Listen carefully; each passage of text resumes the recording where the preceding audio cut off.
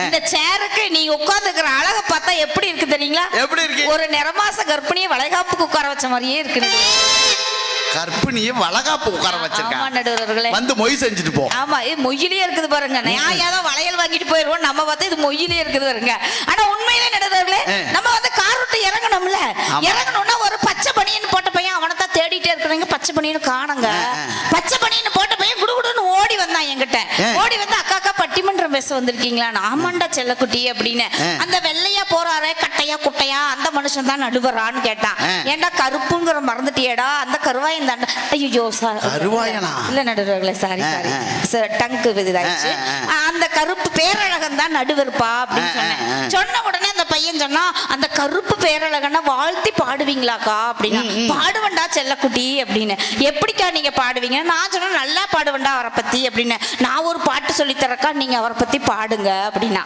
நான் சொன்ன ஆட செல்லக்குட்டி கரடியானூர்ல நடுவரை பாராட்டி பாட்டு சொல்லி தரையா? சொல்லுடா உங்களை பாராட்டி எனக்கு ஒரு பாட்டு சொல்லி தரேன். ஆமா நடுவர்களே, நான் பாடி முடிக்கிறதுக்குள்ள பச்சை கலர் வந்துருவான். உங்களை அவன் நேரடியா கூட பாராட்டிருங்க நீங்க. இப்ப அவன் சொல்லி கொடுத்த பாட்டு உங்களை பாராட்டுறான். உங்க ஊர் பையன் சொல்லி கொடுத்த பாட்டுக்கா நல்லா கை தட்டி விட்டுருங்க, சரிங்களா? நாங்களும் சொல்லுவோம், கோயம்புத்தூர்ல இருக்கா அவங்க உள்ள முக்குறாங்க அம்மா புருஷன் சொல்லிடுவோம். ஆனா நடுவர்களே, அந்த பையன் அப்படி சொல்லிட்டு போனாங்க. ஆனா நான் பட்டிமன்ற மறுபடி உங்களை நல்லபடியா பாராட்டாம நான் போறது இல்லை நடுவர்களே. ஏன்னா நாங்க பாசத்துல வந்திருக்கிறோம்ல நடுவர்களே. பணம் பணம் பணம்னு பேசிட்டு போனார்களே, பேசிட்டு சாப்பிட போயிட்டாரு. அந்த மனுஷனை பத்தி ஒரே ஒரு வார்த்தை சொல்றேனுங்க. ஒரு குழந்தை பிறந்ததுன்னா கூட அந்த குழந்தைய நடுவர்களே, இவன் கோடீஸ்வரன் பையன், இவன் லட்சாதிபதி பையன், இவன் ஒண்ணுமே இல்லாதவன் பையன் அப்படின்னு எல்லாம் சொல்ல மாட்டாங்க நடுவர்களே. ஒரு பையனும் ஒரு பொண்ணோ பிறந்ததுன்னா, பழனிக்கு பேரன் பிறந்திருக்கான், பழனிக்கு பேத்தி பிறந்திருக்கான், சத்தியாளுக்கு மக பிறந்திருக்கான், சத்தியாளுக்கு மக பிறந்திருக்கான்னு சொல்லுவாங்க. வயசு வித்தியாசம் கண்டுபிடிச்சுக்கணும். அப்படி எனக்கு பேரன் பிறந்திருக்கான், உனக்கு மகா பிறந்திருக்கான். ஆனா உண்மையாவே எங்க அக்காவை பத்தி ஒரு பெருமையை சொல்லுவோம். கல்யாணம் பண்ணி கோயம்புத்தூர்ல எங்க மாமாவை கல்யாணம் பண்ணதுல இருந்து அவர் லட்சாதிபதியா இருக்காரு. கை தட்ட மாட்டீங்களா நீங்க? கை தட்டுங்க. லட்சாதிபதியா இருக்காரு. ஆமா, அதுக்கு முன்னாடி ஒரு கோடீஸ்வரனா இருந்தார். இவ கால எடுத்து வச்ச மகராசி கொஞ்சம் கொஞ்சமா இறக்கி கொண்டு கோடீஸ்வரர் லட்சாதிபதி ஆக்குனாலும் பாசத்தோட நாங்க குடும்பம் நடத்துறோம்ல, அதுதானே. இப்ப நான் பாசத்தோட உங்களை பாராட்டுறேன் நடுவர்களே. நீங்க சிரிச்சா சிவாஜி, நல்ல வேலை சிவாஜி செத்து போயிட்டாருக்கா, உயிரோட தான் தற்கொலை பண்ணிருப்பாரு. இந்த மனுஷனோட என்னை நினைச்சு பேசுறீங்க, இருந்தாலும் துட்டு வாங்கணும்ல, தாழ்த்தி வைப்போம் நடுவர்களே. நீங்க சிரிச்சா சிவாஜி, நடந்த நம்பியார், பேச்சுல பெரியார், பக்தியில வரையார், உட்கார்ந்தா நீங்க ஒரு பிள்ளையார்.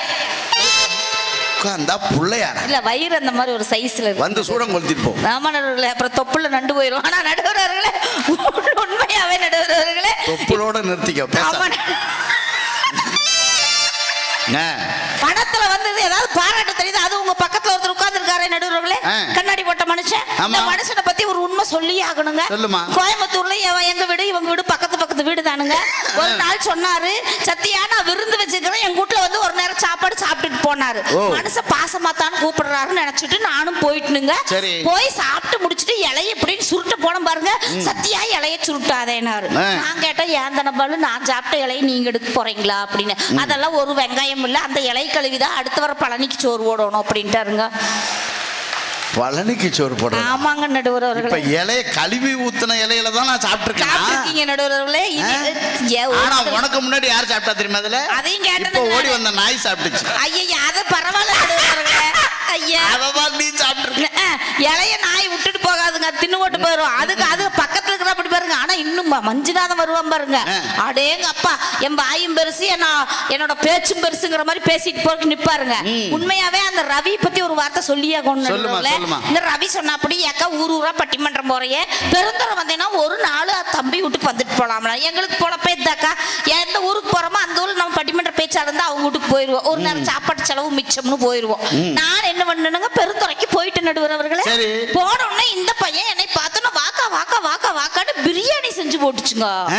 எனக்கு ஐயோ பையன் பாசத்தோட பிரியாணி செஞ்சு போடுறா அப்படின்னு பிரியாணியில எப்படின்னு கை வச்சனுங்க சாப்பிடறதுக்கு வாசல கட்டி இந்த நாய் என்னையவே முறைச்சு பாக்குதுங்க. ஏன் முறைச்சு பாக்குது? எனக்கு பக்குன்னு ஆயி போச்சுங்க. ஐயோ அந்த நாய் முறைக்குதுன்னு ரவி இங்க வா ரவி அந்த நாய்க்கு துளி பிரியாணி போடுன்னு. நீ சும்மா இருக்கா, அது வாசல்ல கட்டிக்குது, நீ வீட்டுக்குள்ள இருக்கிற, நீ வாட்டுக்கு சாப்பிடு அப்படின்னு. அப்படி சரி பையன் தான் சொல்லிட்டு அப்படி சாப்பிட்டுக்கலாம் அப்படின்னு மறுபடியும் இப்படின்னு பிரியாணியில கை வச்சனுங்க. மறுபடியும் இந்த வாசல்ல கட்டி இந்த நாய் என்னை முறைச்சு பார்த்தது வருங்க. எனக்கு இப்ப பயமா போச்சு. இந்த 1/2 கிலோ கறிக்கு ஆசைப்பட்டு 1 கிலோ கறி காணாது போயிட மாட்டேங்குது. நம்ம இடத்துக்கு இந்த பிரியாணி சாப்பிடுவானேன்னு ரவி அந்த நாய்க்கு பிரியாணி ஓட்டத்தை நான் சாப்பிடுவேன் பாருங்க. அந்த பையன் ஒரு வார்த்தை சொன்னா அப்படி பாருங்க, நீ சும்மா இருக்கா, அந்த நாய்க்கு ஒரு கெட்ட வழக்கம், அதோட தட்டுல யார் சாப்பிட்டாலும் இப்படித்தான் முறைச்சு பாக்கு, நீ சாப்பிடுன்ட்டு அப்படிங்க. நாய் தட்டுல பிரியாணி போடுற இந்த பையனுக்கெல்லாம் பாசத்தை பத்தி என்ன தெரியும்னு கேக்குறாங்க. நடுவர்களே, பாசம்ங்கிறது எப்படி இருக்குன்னு தெரியுங்களா? குடும்பத்துக்குள்ள கணவனும் மனைவி மட்டும் இல்லைங்க, தாத்தா பாட்டி குழந்தைங்கன்னு அத்தனை உறவுக்குள்ளேயும் இருக்கிற பாசம் எவ்வளவு அழகா இருக்கும் தெரியுங்களா நடுவர்களே?